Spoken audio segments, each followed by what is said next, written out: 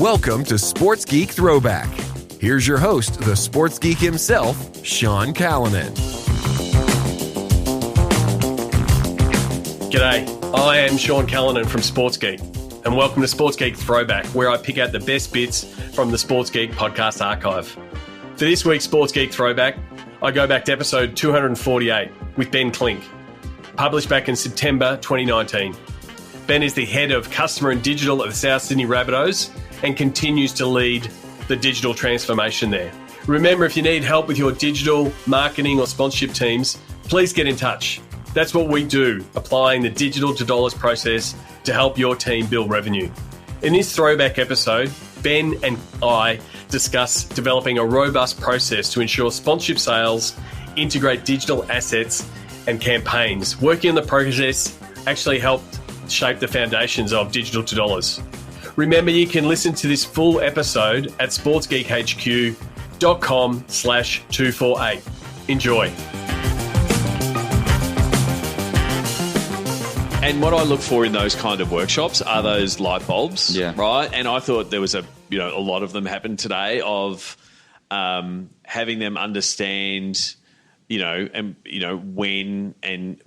a sponsor is more digitally active than you might think, right? Even having the conversation, well, they came on board to potentially sponsor our jersey, and so that's where the conversation goes, and completely understanding that, hey, when the deal's there, do the deal, and we don't want to bog it down.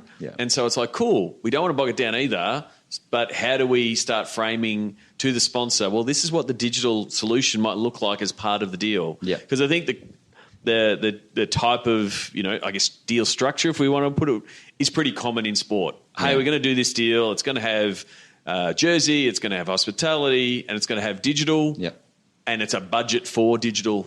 Right, and I think we've evolved, Rabbitohs included, evolved from the selling off Facebook posts, right, and tweets and those kind of things to now, what does the solution look like? And I think, like we said, look, you guys are close because now it's, okay, you've got a budget. How can, now introduce to yourself and say, hey, go see Ben and we're going to walk through what we can do.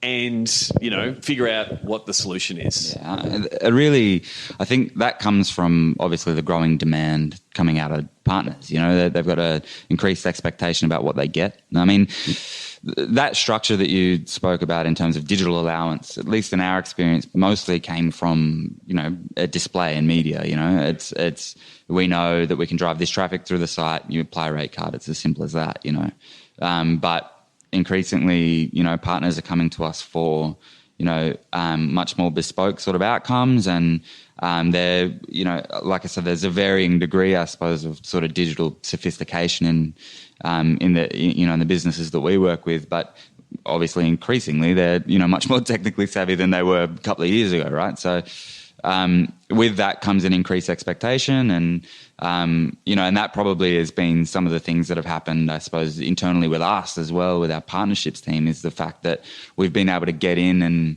talk the same language as a few partners because we've had a sort of new breed of partner come along, and sort of, I guess, for them to see that they're picking up what we're putting down, has helped really accelerate that sort of buy-in. So it's sort of supply and demand, really, man. The fact that people are asking for more than what they once received means that we've got to, again, sort of sharpen the pencil and get better at what we're delivering.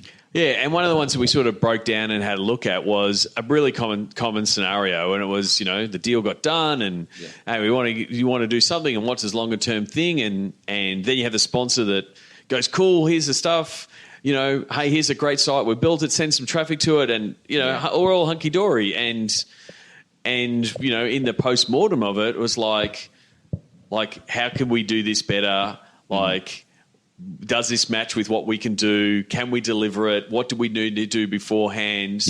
Like, that piece of is quite common. Yeah, does it match with what we do is the big one in that, and making sure that, again, the people at the front of house are out there pounding the beat, having those conversations, are sort of resourced to be able to explain that, and are comfortable in explaining what that is. And it's as simple as that sometimes, you said it earlier that, you know, their key focus is obviously closing a deal, right? So they want to get the contracts lodged, they want to get it signed off, and then you know, if there's that matter of we've got to figure it out later, then that just is what it is. But, you know, making sure that there's enough resource to be able to put in place the expectations as early as possible, I think that's really what we're sort of focusing on and learning at the moment. And that comes down, it's like the Saints song, you know, you got to know your product, right? So, you know, it's just giving guys the tools to do that.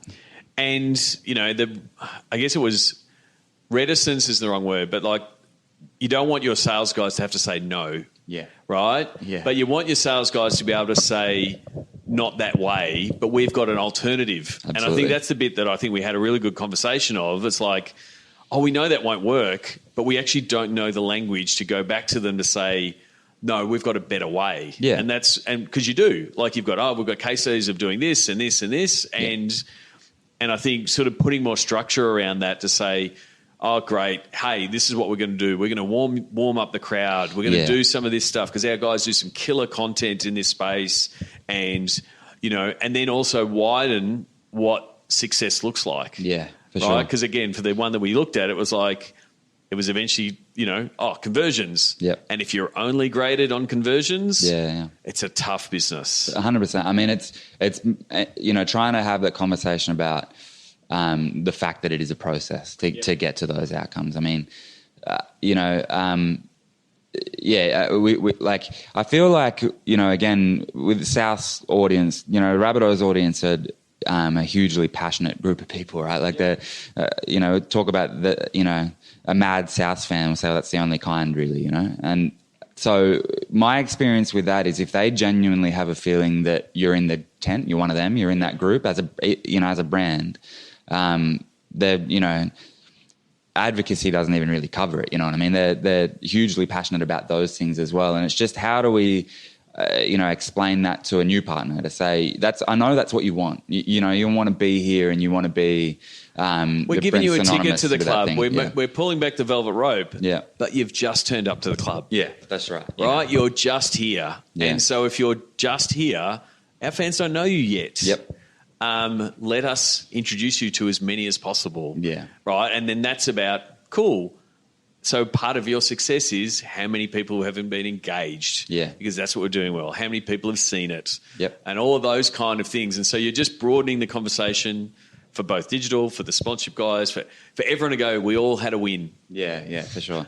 100%, mate. It's just, you know, you want to be on the jersey now, and we talk to you about, you know, television exposure and all those sorts of things, but there's no doubt a big part of the fact is that, you know, we still sell jerseys in the shop with Smith's crisp on the front of them, you know, like, and people are so impassioned about that relationship all of a sudden. That's a stamp in time for them. So, you know, there's all of that as well, but it's just the storytelling around it, you know, it's the art in all of that.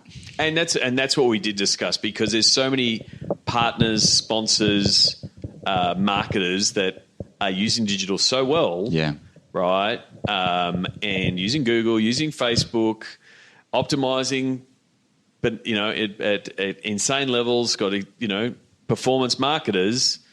And if they come to a team and say, cool, can you just do what we do? That's not our business. No, not at all. That's not our business. But you've come to us for a reason. Yeah.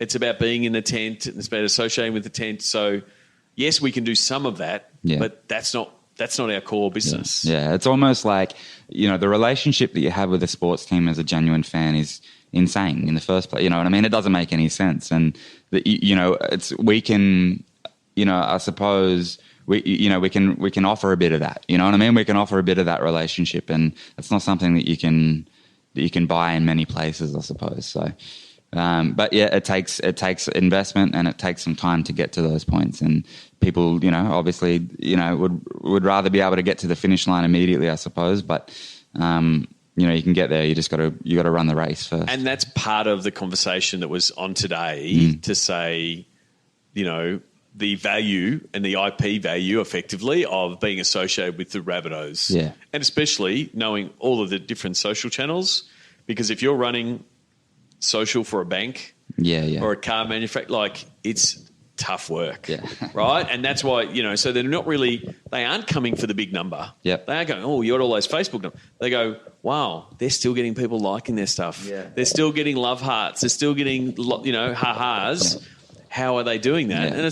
And it's passion, identity, fandom. It's all those things, good and good content, because you're not doing all those things, you're not getting those results. Yeah. And so that's where the corporate marketer is hamstrung, which is what you want to leverage on. It's what you want your corporate sales team to know. Oh, that's the thing. Yeah. They're coming to us because their Facebook strategy or their Instagram strategy or their digital strategy is just not, it's falling flat. Yeah.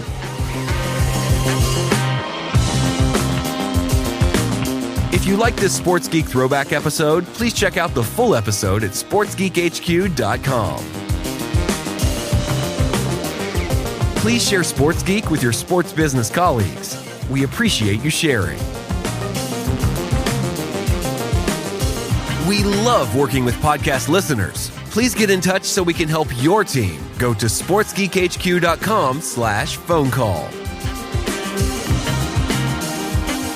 All Sports Geek episodes are available at sportsgeekhq.com and all podcast platforms.